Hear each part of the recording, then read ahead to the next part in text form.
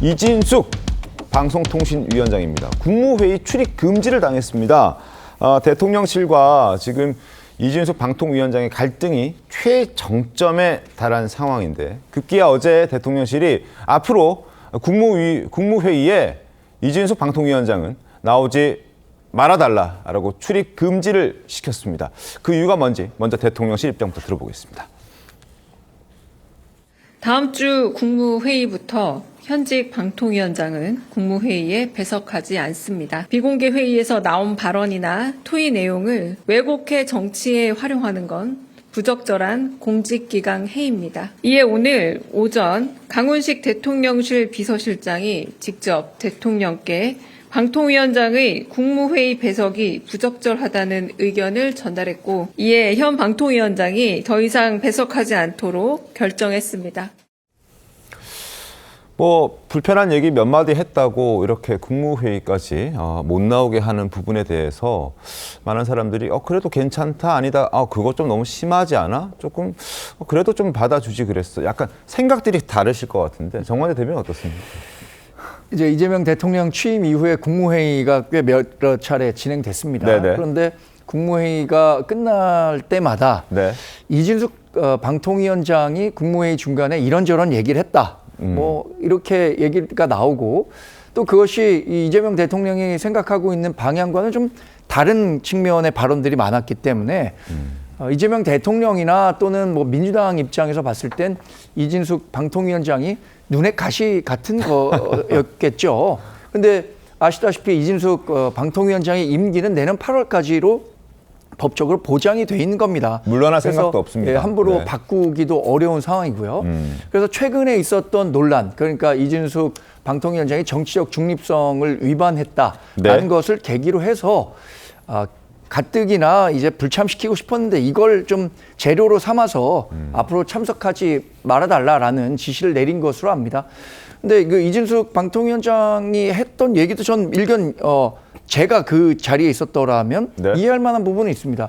대통령의 지시와 의견 개진 이것을 받아들이는 사람에서 어떻게 해석할지 이게 중요하지 대통령이 이야기한 게 전 중요하다고 생각하지는 않습니다. 왜냐하면 어떤 시기든 우리 그 성범죄와 관련해서도 그것을 받아들이는 피해자 중심주의가 확고하게 자리 잡아 있습니다.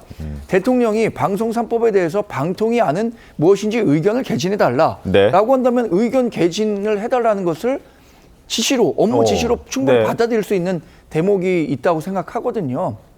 그것을 이유로 국무위원으로서 그 회의에 참석하지 말라고 얘기한 것은 다소 지나친 감이 있다 이렇게 생각합니다. 알겠습니다. 이준숙 위원장과 이재명 대통령의 갈등은 새 정부가 시작되자마자 벌어졌습니다. 그리고 결정적이었던 건 지난 8일 국회에서의 발언이었는데요. 그 어떤 일이 있었는지 다시 한번 영상으로 보겠습니다. 범법이고 위법을 했으면 사퇴를 하셔야죠. 제가 맞춰주는 말씀이 아니고요. 범법을 어떻게 했다고 그러십니까? 잠깐만요. 의원님이 질문하실 때 답하십시오. 끼어들지 마시라고요. 제가 답변 끼어들지 마시라고요. 왜 끼어들지 마시라고요. 왜 말씀하십니까? 끼어들지 마시라고요. 저도 할 말이 있습니다. 끼어들지 마시라고요. 저도 저의 끼어들지 마시라고요. 권리가 있습니다. 선출 권력으로부터 다시 임명 권력이 주어집니다. 높은 자리, 높은 권한을 가지고 있다 할지라도 임명된 권력은 선출 권력을 존중해야 합니다. 자, 그리고 앞서 말씀드린 대로 결정적으로 지난 8일에 국회에서 있었던 일이 이 내용을 확대시키고 결정적으로 만드는 그 일이 있었습니다. 한번 함께 보시죠.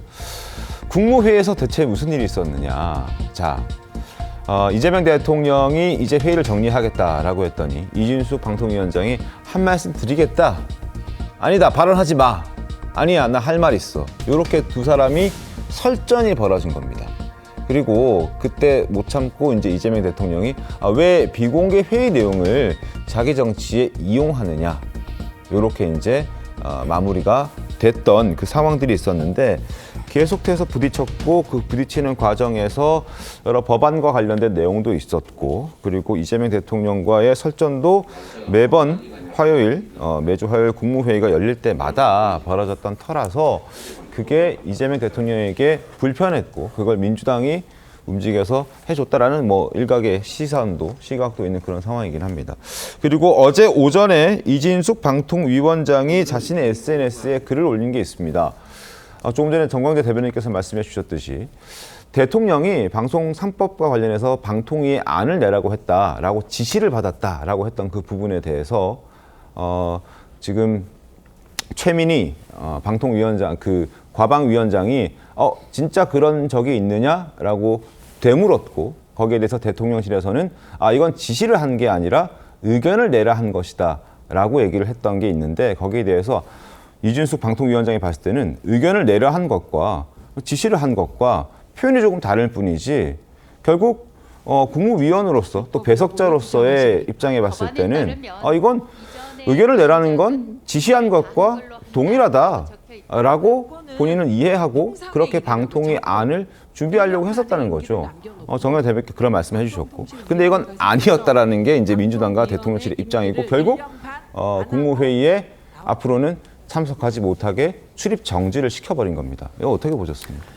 일단은 대통령이 방통위에서 안을 내라 했다고 하면 네. 그것은 준비를 해야 되겠죠. 그렇죠. 그렇지만 그것이 국회와의 어떤 대립 상황이 됐을 때에 그 상황을 하나의 자신의 입장으로 이야기하려면 대통령의 입장을 명확하게 확인할 필요가 저는 있었다고 봅니다. 네.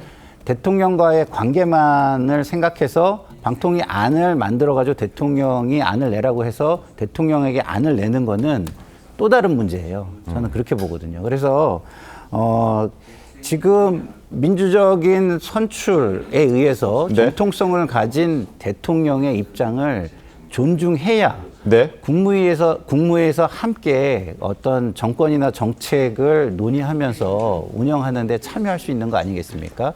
그러면은 대통령의 입장을 지금 존중해가지고 이진숙 방통위원장이 최민희 위원장과의 설전에서 그걸 이용한 것이냐? 그건 아니죠.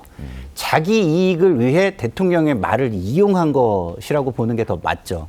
만약에 대통령을 존중한다면 그런 상황 속에서 그러면 이것이 지금 국회와 어떤 대립적인 상황 속을 상정하고 대통령의 지시가 나온 건지 네. 아니면 그냥 이걸 참고 삼으려고 개인적으로 이게 당의 입장도 있는 상황에서 방통위의 입장이 있다고 하니까 참고 삼으려고 내라고 한 것인지 이런 거는 확인을 해야 되는 겁니다. 특히 남과 대립할 때는 확인을 해야 되는 건데 그 대립 상황에서 확인도 안 하고 내가 이해한 대로 대립 상황에 이용했다는 것은 저는 적절치 못했다고 생각하고요. 네. 그런 부분에 대해서 대통령이 당연히 불쾌할 수 있겠다. 그리고 경고 차원에서 이런 식이면은 국무회의에 참여는 의미가 없다라고 금지를 시킬 수도 있다고 봅니다. 그리고 법적 논란이 있는데 네. 저도 찾아봤어요.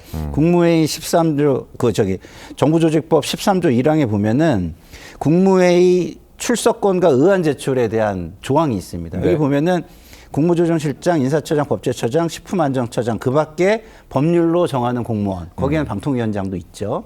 여기는 국무회의에 출석하여 발언할 수 있다. 필요한 경우에 네. 이렇게 돼 있어요. 근데 이렇게 많은 사람들을 규정하고 할 수 있다라고 임의 규정으로 했다는 거는 대통령령이나 의사를 진행하는 의장인 대통령이 그 필요성을 정하고 인정해야 한다라는 것을 네. 함의하는 것이라고 봅니다. 그런 차원에서 본다면은 충분히 배석의 권한은 대통령이 안건이나 상황에 따라서 네. 얼마든지 배석시키거나 시키지 않을 수 있는 권한을 가지고 있다고 보는 것이 맞다고 저는 생각합니다.